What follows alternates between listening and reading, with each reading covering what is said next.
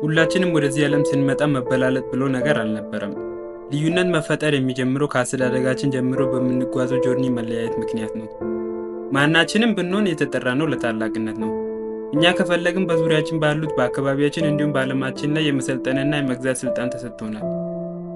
በህይወት አዳዲስ ነገሮችን መሞከርና ራስን ለመለወጥ ተዘጋጅተሃል? በታላቅነት ጎዳና እንዳትጓዝ ውስጣዊና ውጫዊ ፈተናዎች እንቅፋት ሆነውብሃል? ይህ የታላቅነት መንገድ የተባለው መጽሐፍ የሚያነቃቃና በተግባር የተፈተኑ እጅግ አስገራሚ ምስጢሮችን የያዘ መጽሐፍ ነው። ዛሬን ጥሩ ኑሮ ለመኖርና ህይወትን እጅግ የተሻለች ለማድረግ የታላቅነት መንገድ የተሰኘው መጽሐፍ በህይወታችን ለውጦችን በአጭር ጊዜ እንዴት ማምጣት እንደምንችል አቅጣጫ ጠቋሚ ምስጢሮችን የያዘ መጽሐፍ ነው። የታላቅነት መንገድ የስኬታማ ሰዎች የህይወት ልምድና ተሞክሮ በማዋቀር የህይወት ሚዛን እንዲስተካከል የሚረዱና በፈጣን የለውጥ ጎዳና ያለምንም መንገራገጭ ለመጓዝ የሚያስችሉ ድንቅ ሀሳቦችን በማቀናጀት ተሰንዷል። ሰላም እንደምንቆያችሁ ውድ የበረከት ቲዩብ ቻናል ተከታታዮች፣ በዛሬ ቡክ ሪቪው ዝግጅቴ እጅግ በጣም ፓወርፉል ሰክሬቶችን የያዘውን ዘ ግሬትነስ ጋይድ ወይም የታላቅነት መንገድ የተሰኘውን በሮቢን ሸርማ የተጻፈውን ድንቅ መጽሐፍ ሪቪው ይዤላችሁ መጥቻለሁ።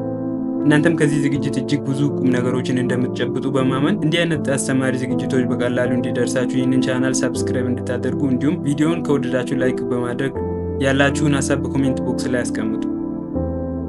በአንድ ወቅት ታላቁ ሯጭ ኤሊud ኪፕቾጌ ማራቶንን ከ2 ሰዓት በታች የመግባት እቅድ 2 ጊዜ በተከታታይ ሞክሮ አልተሳካለትም ነበር። ነገር ግን ተስፋ ሳይቆርጥ በ2019 ለሶስተኛ ጊዜ ለመሞከር ዝግጅት ይጀምራል። ለሶስተኛው ሙከራው እጅግ ከባድ ልምምድ በመስራት ራሱን ያዘጋጅ ነበር። በልምምዱም ላይ ታታሪነትን፣ ልዩነትን መፍጠርና እንቅፋቶችን ወይም ፐርሰናል ሊሚት በመለየት እነሱ ላይ ትኩረት ሰጥቶ ይሰራባቸው ነበር። በመሆኑም ማንም ሊያስበው ቀርቶ ሊያልመው በማይችለው ሁኔታ በሳምንት እስከ 10 የሚደርሱ ከባባድ ልምምዶችን ይሰራ ነበር። በእነዚህ የልምምድ ጊዜያት በትንሹ ከ170 እስከ 190 ኪሎ ሜትሮችን ያካልል ነበር።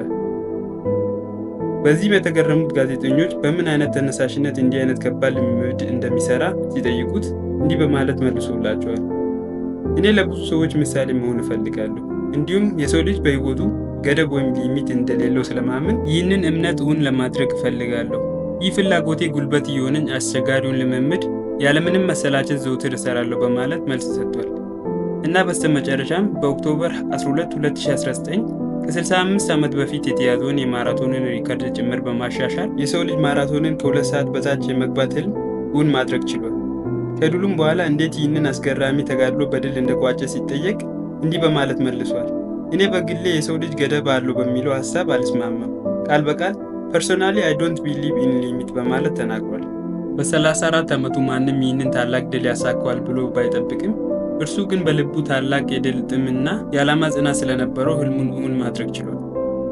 በተመሳሳይ በአሜሪካውያን እጅግ በሚወደደው በጎልፍ ውድድር ብዙ እውቅናን ካተረፉ ሰዎች መካከል ታይገር ውድ ከግንባር ቀደምቶቹ ተርታ የሚጠራ ሰው ነው። ታይገር ወርክ ሬቱ እጅግ በጣም አስገራሚ፣ በቀን ለ13 ሰዓት ተከታታይ ልምምድ የሚሰራ ሰው ነው። ጠዋት በ12 ሰዓት በሚሰራው ልምምድ ቀኑን የሚጀምረው ታይገር ለውድድር አስፈላጊ ናቸው ብሎ የሚያስባቸውን ልምምዶች አንድ በአንድ ይሰራቸዋል። ይህ የተወሳሰበ እና ከባድ የሆነ የልምምድ ባህሉ ከስኬቱ ጀርባ ያለ ታላቅ ምስጢር እንደሆነ ደጋግሞ ሲናገር ተደምጧል። ታይገር በጎልፍ ውድድር ዘርፍ 5 ማስተርስ እና 82 ፒጂኤ ድሎችን በማሳካት ስሙን ከፍ አድርጎ ከነ ጃክ ኒኮላስ እና ከነ ሳማ ሴንደርስ እኩል በክብር መዝገብ ሊያሰፍር የቻለ ሰው ነው። ታይገር ስኬቱን አስመልክቶ በአንድ ወቅት ባደረገው ቃለ መጠይቅ ላይ የማይቋረጥ ታታሪነት የታዋቂ አትሌቶችና የታላላቅ ፈጠራ ባለቤቶች መገለጫ ባህሪ ነው ሲል ተደምጧል።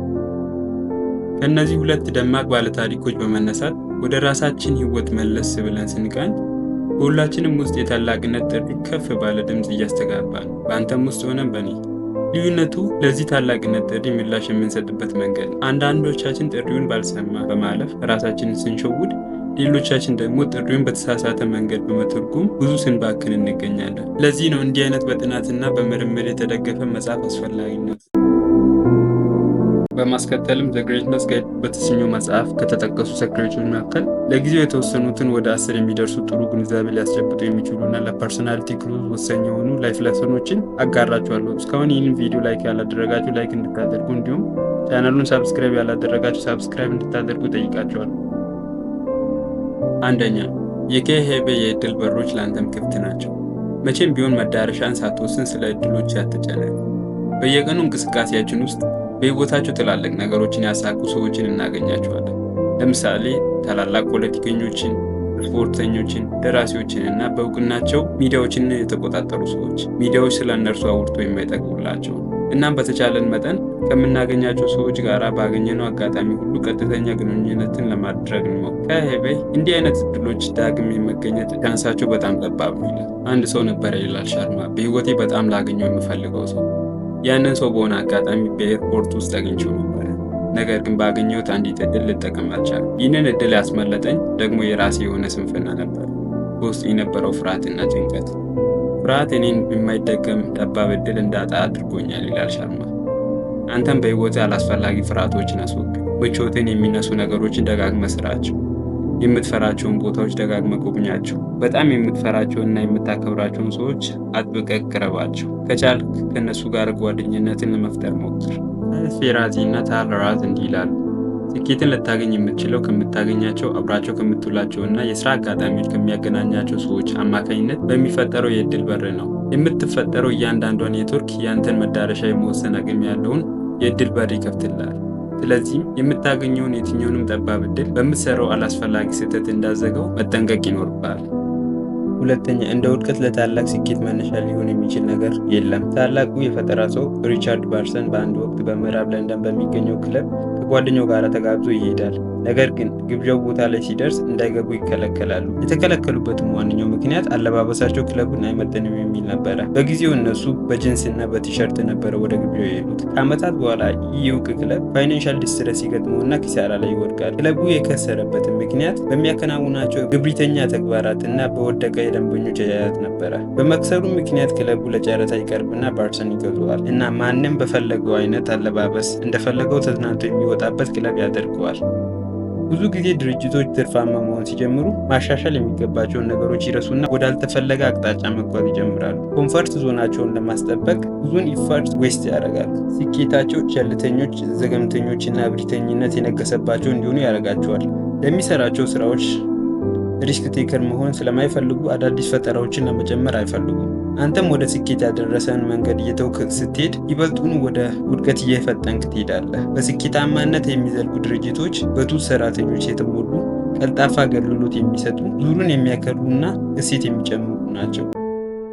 ሶስተኛ፣ በስራክ ላይ እንደ ተወርዋሪ ኮከብ ለምትሰራው ስራ ስሜት ሲኖርክ ስራ በህይወት ትርጉም መስጠት ይጀምራል። አድሪያን በአንድ ወቅት በአንድ ድርጅት ውስጥ መስተዋቶችን በማጽዳት የሚተዳደር ሰው ነበረ። ለስራው ያለው ቁርጠኝነት ሁሉንም ስታፎችን ያስደንቃቸው ነበረ። ስራው የተቋሙን ገጽታ የሚያሳምር በመሆኑ እጅግ ይኮራ ነበረ። በዚህ ታታሪነቱ የተደነቀው የድርጅቱ ማናጀር በአንድ ወቅት እሱን በስራ አስፈጻሚዎች ስብሰባ ይጋብዘውና በውይይቱ ላይ ሀሳብ እንዲሰጥ ያደርገዋል። በዚህ ጊዜ ነበረ ይህ በጽዳት ሰራተኝነት እያገለገለ የነበረው ሰው ወደ ተቋሙ ቁልፍ ሰውነት የተሸጋገረው።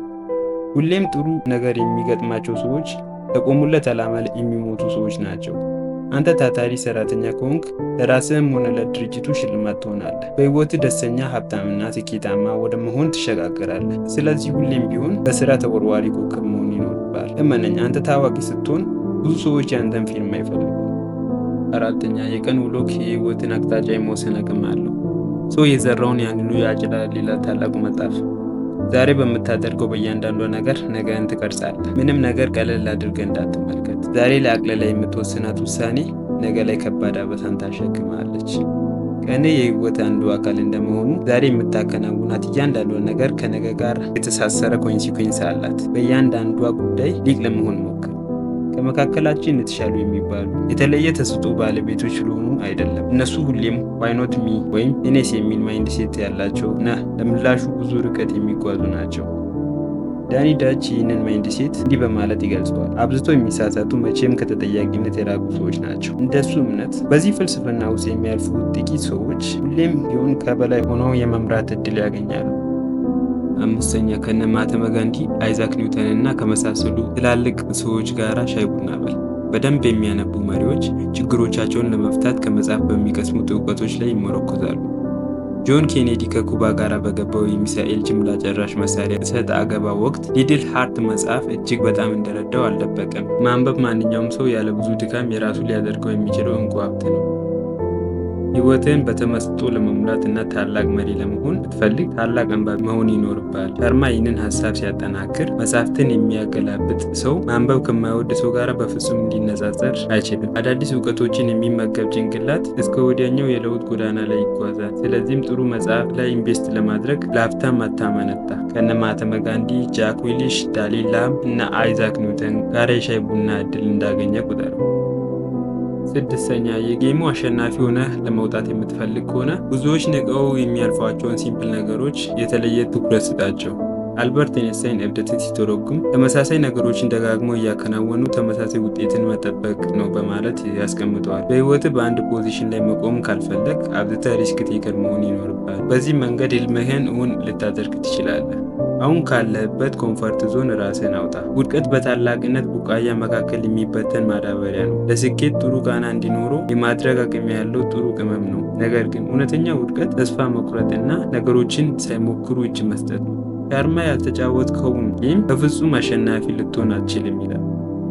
ሰባተኛ ለማሰብ በቂ ጊዜ ስጥ። በአንድ ወቅት ቶማስ ኤዲሰን እንዲህ በማለት ተናግሮ ነበረ። 5% ሰዎች ያስባሉ፣ 10% ሰዎች እንደሚያስቡ ያስባሉ። ነገር ግን አለ ቶማስ ኤዲሰን 85% ሰዎች ከማሰብ ሞትን ይመርጣሉ። አንተ ከየትኛው መደብ ውስጥ ነህ? ራስህን ጠይቅ። አይናቸውን በመክደን በጥሞና ለ45 ደቂቃ ያክል በውስጣቸው የሚያስጨንቃቸውን ነገር የማሰላሰል ብቃት ያላቸው ሰዎች ከባድ ለተባለ ፈተናዎችና ችግሮች መፍትሄ አያጡ። አዳዲስ ሀሳቦችን የማፍለቅ ችሎታ ይኖራቸዋል። እንዲሁም ትርጉም የሚሰጥ ህይወት መኖር ይችላል። ትክክለኛውን ነገር በተገቢው ሰዓት ማሰብ እና በውስጣችን ያለውን ፍላጎት ማንጸባረቅ በትክክለኛ ማይንድሴት እንደተቃኘን ማሳያ ሊሆን ይችላል። በታላቅነት ጎዳና ለመጓዝ ስትወስን አሳቢና ስትራቴጂክ ሰው መሆን ይጠበቅባል። ማሰብ ሰዓታችንን በአግባቡ እንድንጠቀም ያደርገናል። በህይወታችን ብልሃት የታከለበት ምርጫ እንድንመርጥ ያግዘናል። የተሻለ ውሳኔ እንድንወስን ይረዳናል። አብዝተን ጭንቀታሞች እንዳንሆንና ለተሻለ ትላልቅ ህልሞች እንድንነሳሳ ይረዳናል። ስምንተኛ ሊደርሺፕ የሚጀምረው በትልቅ ፖዚሽን ላይ ስትቀመጥ ሳይሆን አሁን ካለበት የኃላፊነት ደረጃ ጀምሮ ነው። በታላቅነት ጉዞ ላይ የተሳካ ሊደር የመሆን ፍላጎት ካለ መሪነትን በየትንሹ ተለማመድ። የሌሎች ምሳሌ ሁን። በስራክ ደስተኛ ለመሆን ከግለኝነት የጸዳ አመለካከት ይኑር። ሁሌም ልቆ የመገኘት ፍላጎት ይኑር። ዘጠነኛ ማይክ ጃገር እና መለኪያ። በቢዝነስ እና በማህበራዊ ህይወት ስኬት ሁልጊዜም የሚገኘው ከሰዎች ጋር በምናደርገው በማይቋረጥ መስተጋብር ነው። አንተም ከሰዎች ጋር ባለ ግንኙነት ፖዚቲቭ የሆነ መለኪያ ሊኖር ይገባል። ራስን በሆነ ሴቲንግ ውስጥ ማጠር የለብህ። ከምታገኛቸው ሰዎች ጋር መልካም ግንኙነት ለመፍጠር ሞክር። አብራቸው ሻይ ቡና በል። አጋጣሚውን ካገኘ አብራቸው ምሳ ብላ። ፈቃደኛ ሆኖ ከተገኙ አብራቸው ጊዜን ማሳለፍ ስታዘወትር ራስን በእነዚህ ትላልቅ ዓላማ ካላቸው ሰዎች መለኪያ መመዘን ትጀምራለህ። እያንዳንዱ አዳዲስ ትውውቅ አዲስ ጓደኝነትን የመፍጠር እድልን ይዛ ትመጣለች። የአንተ ትክክለኛ ሪፈረንስ ወርልድ ክላስ ሰዎች አድርጋቸው። ከዛም ራስን በእነዚህ ደረጃ መፈለግ ትጀምራለህ። ስራህንም በእነሱ የኤክሰላንሲ ደረጃ መመዘን ትጀምራለህ። እነሱን መምሰል ባትችል እንኳን ከእነሱ በመኮረጅ ቢያንስ በህይወት አቨሬጅ ሰው መሆን ትችላለህ። አስረኛ የስፖንጅ ቦብ ካራክተርን ተላበስ። ስፖንጅ ቦብ የተሰኘው ካርቶን ካራክተር እንዴት ደስተኛ መሆን እንደሚችል እና ፉልፊሊንግ ላይፍ ለመኖር የሚያስፈልጉ ነገሮች ፈገግታን በሚጭር አክቶች ያስተምራል። ለምሳሌ ከካራክተሩ እነዚህ ነገሮችን ልትማር ትችላለህ። በህይወትህ ሁሌም ደስተኛ ለመሆን ከፈለግ የህይወትን መልካም ጎን አብዝተህ ተመልከት። ሰዎች ዋጋ እንዲሰጡ ከፈለግ ለሰዎች ዋጋ ስጥ። ሁሉንም ሰው በበጎ ለመቅረብ ሞክር። መንጋ ተከታይ ከመሆን ተጠብቀ በራስህ ፍልስፍና ለመመራት ሞክር። ሁሌም ደስተኛ ሊያደርጉ የሚችሉ ነገሮችን አብዝተህ ተግብራቸው። ባገኘው አጋጣሚ ፈገግተኛ ተደሰት። ስፔናዊ ዕውቁ ሰዓሊ ፓብሎ ፒካሶ በአንድ ወቅት አንድ ስዕሉን $30 ሚሊዮን ይሸጠዋል። ታዲያ ገዢው በውድ ዋጋ እንደገዛ ተሰምቶት ይናደድና እንዲህ ይለዋል፣ በ30 ሰከንድ ውስጥ እኔን $30 ሚሊዮን ታስከፍለኛለህ? በማለት ይጠይቀዋል። ፓብሎም እንዲህ በማለት ይመልሰዋል፣ ታውቃለህ ይህንን ስዕል በ30 ሰከንድ ውስጥ ለመሸጥ ድፍን 30 ዓመት ፈጅቶብኛል። አሁን ትልቅ ዋጋ የሚለጠፍባቸው ነገሮች እንዲሁ በቀላሉ የተገኙ ነገሮች አይደሉም። የሁላችንም ጥሪ ለታላቅነት ነው። ይህንን መጽሐፍ ብታነብ በጣም ብዙ ቁም ነገሮችን እንደምትጨብጥ አልጠራጠርም። ለዛሬው በዚህ ይብቃል። ይህንን ቪዲዮ ከወደዳችሁ ላይክ በማድረግ እንዲሁም ለቻናሉ አዲስ የሆናችሁ ቻናሉን ሰብስክራይብ በማድረግ ድጋፋችሁን እንድትገልጹልኝ እጠይቃለሁ።